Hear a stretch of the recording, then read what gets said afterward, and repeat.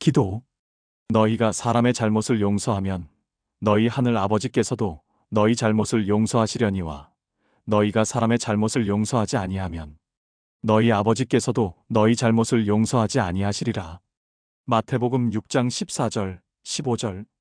지금까지 주기도문에 대한 해설을 쓴 대부분의 사람들은 이 구절에 거의 관심을 보이지 않았습니다. 그러나 그래서는 안 됩니다. 왜냐하면 이 말씀은 6절에서 시작된 주님의 가르침에 추가되어 그 가르침을 잘 마무리해주는 대단히 중요한 내용이기 때문입니다. 주기도문에 있는 5번째 청원은 주님께서 특별히 설명해 주신 유일한 내용입니다. 아마도 거기에서 강조된 의무를 실행하는 것이 육체를 가진 인간에게는 가장 고통스럽기 때문일 것입니다. 그러나 이 말씀은 우리에게 싫을지라도 주석가들이 이 구절을 제외해야 할 이유는 전혀 없습니다. 매튜 헨리는 이렇게 말했습니다. 만일 우리가 분노를 품은 채 기도한다면 하나님께서도 분노를 품으신 채 우리에게 응답하실 것을 두려워해야 한다. 만일 우리가 우리에게 죄 지은 형제의 작은 허물을 용서하지 않는다면 하나님께서 우리의 큰 죄를 용서하시겠는가?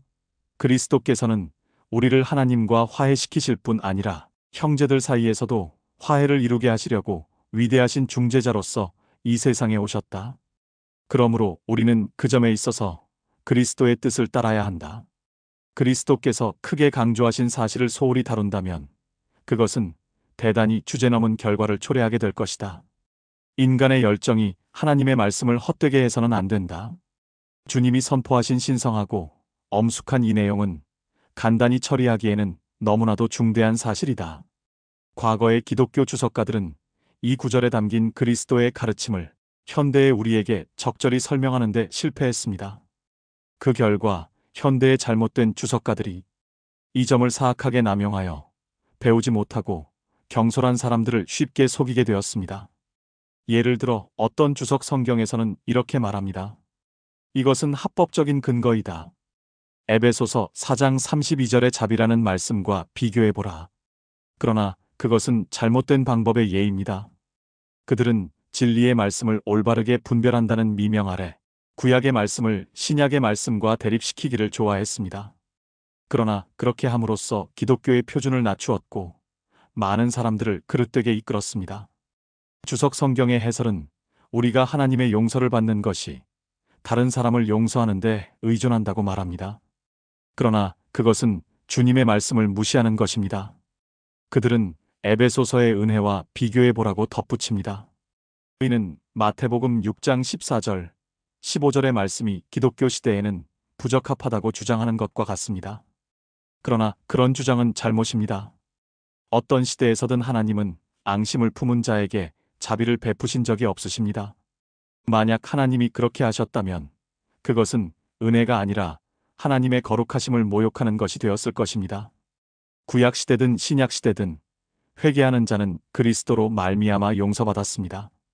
율법과 복음 사이에는 아무 모순이 없습니다. 오히려 율법은 복음을 보조합니다. 너희가 사람의 과실을 용서하면 너희 하늘 아버지께서도 너희 과실을 용서하시리라. 우리가 다른 이를 용서하는 것과 하나님께서 우리를 용서하시는 것 사이에는 어떤 관계가 있을까요? 먼저 부정적인 측면을 보겠습니다. 첫째, 우리가 다른 이를 용서하는 것은 하나님께서 우리를 용서하시는데 공로가 되지 않습니다. 하나님께서 우리의 죄를 용서하실 근거는 오직 그리스도의 속죄뿐입니다. 우리의 행위는 불완전하며 자비를 받을 만한 자격이 되지 못합니다. 둘째, 우리가 다른 이를 용서하는 것은 하나님께서 우리를 용서하시는 데 있어 모범이 되는 규칙이 아닙니다. 우리는 하나님을 본받아야 하지만 하나님은 우리가 하는 식대로 하시지 않습니다. 하나님은 말씀하셨습니다. 내 생각은 너희의 생각과 다르며 내 길은 너희의 길과 다르다. 이는 하늘이 땅보다 높음같이 내 길은 너희의 길보다 높고 내 생각은 너희의 생각보다 높다. 이는 하나님께서 널리 용서하신다는 사실과 관계가 있습니다. 셋째, 너희가 사람의 과실을 용서하면 너희 하늘 아버지께서도 너희 과실을 용서하시리라. 이 말씀은 우리의 행위가 하나님의 행위보다 먼저 이루어져야 한다는 뜻이 아닙니다. 사랑의 모든 행위에 있어서 하나님이 먼저이십니다. 하나님께서 우리에게 자비를 베푸시기 때문에 우리가 다른 이에게 자비를 베풀어야 합니다. 마태복음 18장 23절부터 35절까지의 말씀은 우리에게 용서에 대한 가장 좋은 해석을 보여줍니다. 하나님께서 우리를 용서하시는 것은 우리가 다른 이를 용서해야 하는 동기가 됩니다. 내가 빌기에 내가 내 빚을 전부 탕감하여 주었거늘 내가 너를 불쌍히 여김같이 너도 내 동료를 불쌍히 여김이 마땅하지 아니하냐? 이 말씀을 통해 알 수 있습니다. 그러므로 용서하는 방법에 있어서 우리는 주님의 모범을 따라야 합니다. 서로 친절하게 하며 불쌍히 여기며 서로 용서하기를 하나님이 그리스도 안에서 너희를 용서하심 같이 하라. 이제 긍정적인 면을 보겠습니다. 너희가 사람의 과실을 용서하면 너희 하늘 아버지께서도 너희 과실을 용서하시리라. 이 말씀은 제자에 대한 엄격한 시험이 됩니다.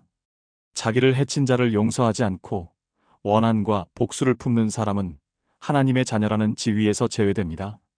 우리가 죄인이라는 것을 깨닫고 교만이 무너지지 않는다면 우리는 진정으로 회개하지 못한 것입니다.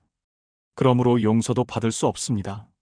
그러나 우리의 교만이 깨어진다면 우리는 기꺼이 다른 이를 용서할 수 있습니다. 또한 하나님께 받은 사랑을 조금이나마 다른 이에게 베풀 수 있을 때 우리는 기뻐하게 됩니다. 우리의 기도가 하나님께 상달되려면 우리는 분노와 다툼 없이 거룩한 손을 들어 기도해야 합니다. 첫째, 우리가 다른 이를 용서하는 것은 우리가 하나님의 계속적인 용서를 받기 위한 조건이며 필요한 자격입니다. 너희가 사람의 과실을 용서하면 너희 하늘 아버지께서도 너희 과실을 용서하시리라. 이 두 사실은 결합되어 있으므로 갈라놓을 수 없습니다. 하나님의 용서는 우리의 회개와 항상 연결되어 있습니다. 그러나 용서는 우리의 회개 때문에 주어지는 것이 아니라 회개와 분리할 수 없는 관계에 있을 뿐입니다. 우리가 다른 이를 용서하지 않는다면 우리도 하나님의 자비를 받을 자격이 없습니다. 우리가 다른 이를 용서하지 않는 동안에는 성경 말씀에 근거할 때 하나님의 자비를 기대할 수 없습니다. 둘째, 우리가 다른 이를 용서하는 것은 우리가 하나님의 용서를 받았다는 증거입니다. 우리는 본래 미워하고 미움받는 자였습니다. 그러나 은혜로 구속자의 정신을 담는다면 우리도 구속자와 같이 원수를 위해 기도할 수 있습니다. 사도 바울은 이렇게 말했습니다.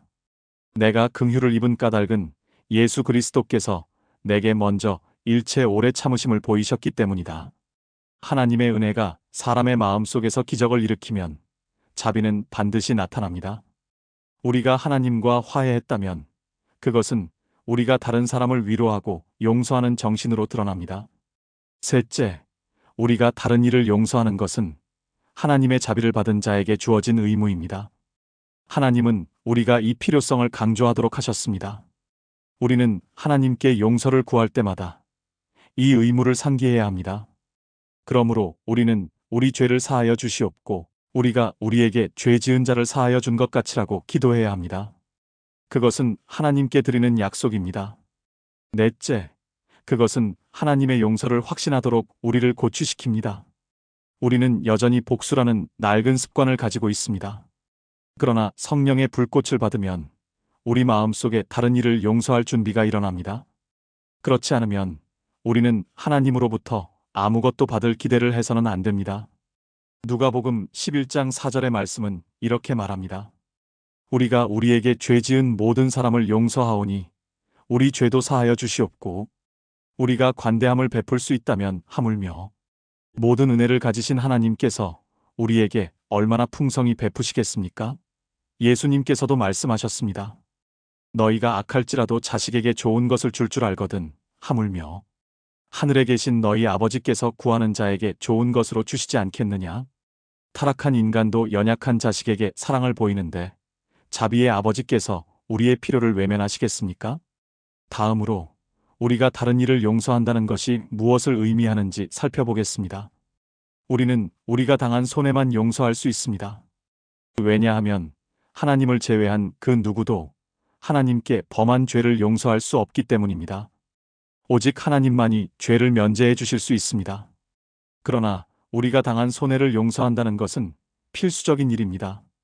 인간의 법정에 의뢰한다 하더라도 그것은 복수심 때문이 아니라 하나님의 영광과 공익을 위해서여야 합니다. 우리가 다른 이를 용서한다는 것은 무엇을 뜻할까요? 첫째, 복수하지 않는 것입니다. 성경은 말씀하셨습니다. 너는 그가 내게 행한 대로 나도 그에게 갚겠다 말하지 말라. 우리의 본성은 보복하려 하지만 은혜는 그것을 극복해야 합니다. 둘째, 우리는 마음으로부터 진심으로 용서해야 합니다. 스데반은 돌에 맞아 죽을 때도 주여, 이 죄를 그들에게 돌리지 마옵소서라고 기도했습니다. 요셉도 형제들이 자신을 해하려 했지만 그들을 용서했을 뿐 아니라 위로했습니다. 셋째, 우리는 그에게 사랑을 베풀 준비가 되어 있어야 합니다. 그가 믿는 형제가 아니더라도 그는 우리와 같은 피조물입니다. 우리는 원수를 사랑하고 박해하는 자를 위해 기도해야 합니다. 모세는 미리암이 자신을 비방했을 때도 그녀를 위해 기도했습니다. 그러나 죄를 범한 자가 회개하지 않을 때 우리가 무조건적으로 용서해야 하는 것은 아닙니다. 하나님께서도 회개하지 않는 죄를 묵과하지 않으셨습니다. 우리는 그때에도 원한을 품어서는 안 되지만 이전처럼 친밀하게 대할 수도 없습니다. 그러나 우리는 여전히 그를 위해 기도해야 합니다. 너희가 사람의 잘못을 용서하지 아니하면 너희 아버지께서도 너희 잘못을 용서하지 아니하시리라. 이 말씀은 지극히 엄숙합니다. 그러므로 우리는 이 말씀을 기준으로 자신을 성찰해야 합니다. 예수님께서 말씀하셨습니다. 너희가 비판하는 그 비판으로 너희가 받을 것이요, 너희가 헤아리는 그 헤아림으로 너희가 헤아림을 받을 것이다.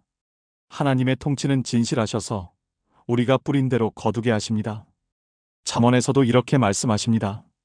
귀를 막고 가난한 자의 부르짖음을 듣지 않으면 자기가 부르짖을 때에도 들을 자가 없으리라. 야고보서 2장 13절에서도 말씀하십니다. 긍휼을 행하지 않는 자에게는 긍휼 없는 심판이 있으리라. 이 말씀들은 우리가 진지하게 받아야 할 말씀입니다. 그러나 많은 설교자들이 이 점을 약화시켰습니다. 그러나 주님께서 말씀하십니다. 긍휼히 여기는 자는 복이 있나니 그들이 긍휼히 여김을 받을 것이다. 결국 이 말씀은 우리에게 실제적인 시험이 됩니다. 우리가 다른 이를 긍휼히 여긴다면 우리도 긍휼히 여김을 받을 것입니다. 그러나 우리가 다른 이를 용서하지 않고 원한을 품는다면 우리의 신앙 고백은 위선임이 드러나게 될 것입니다. 그러므로 우리는 마음을 성찰해야 합니다. 나에게 잘못을 행한 자가 재난을 당했다는 말을 들었을 때 은밀히 기뻐하지는 않는지, 나는 그가 회개했을 때 그를 도우려는 마음이 있는지, 하나님의 용서는 우리의 삶의 개혁과 함께 나타납니다. 우리가 그리스도의 정신을 닮아갈수록 하나님의 자녀라는 확신은 더욱 분명해집니다. 만일 우리가 다른 이를 용서하지 못한다면 하나님의 용서를 받았다고 믿는 것은 헛된 일입니다. 물론 우리가 이미 용서한 잘못을 완전히 잊기는 어렵습니다. 그러나 우리가 진심으로 악한 의지를 버리려 노력하고 원수에게 온화한 마음을 품으려 한다면 하나님께서 우리를 긍휼히 여기실 것입니다. 하나님의 사랑은 우리의 사랑보다 무한히 크기 때문입니다. 만일 우리의 마음이 우리를 책망하지 않는다면 우리는 하나님을 향하여 확신을 가지게 될 것입니다.